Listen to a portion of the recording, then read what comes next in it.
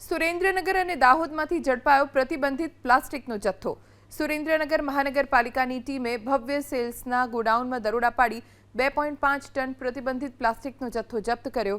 આ તરફ દાહોદમાં આરટીઓ કચેરી નજીક 2 ટ્રકમાંથી મોટા પ્રમાણમાં પ્રતિબંધિત પ્લાસ્ટિકનો જથ્થો મળી આવ્યો। આ પ્લાસ્ટિકનો જથ્થો હાલોલથી ઝારખંડ તરફ લઈ જવાતો હતો। દરમિયાન નગરપાલિકાની ટીમે પોલીસને સાથે રાખી દરોડો પાડી અંદાજે 5 ટન જેટલો પ્લાસ્ટિકનો જથ્થો જપ્ત કર્યો। સુરેન્દ્રનગર મહાનગરપાલિકાની ટીમે ભવ્ય સેલ્સના ગોડાઉનમાં દરોડા પાડી 2.5 ટન પ્રતિબંધિત પ્લાસ્ટિકનો જથ્થો જપ્ત કર્યો। આ તરફ દાહોદમાં આરટીઓ કચેરી નજીક 2 ટ્રકમાંથી મોટા પ્રમાણમાં પ્રતિબંધિત પ્લાસ્ટિકનો જથ્થો મળી આવ્યો। આ પ્લાસ્ટિકનો જથ્થો હાલોલથી ઝારખંડ તરફ લઈ જવાતો હતો। દરમિયાન નગરપાલિકાની ટીમે પોલીસને સાથે રાખી દરોડો પાડી અંદાજે 5 ટન જેટલો પ્લાસ્ટિકનો જથ્થો જપ્ત કર્યો।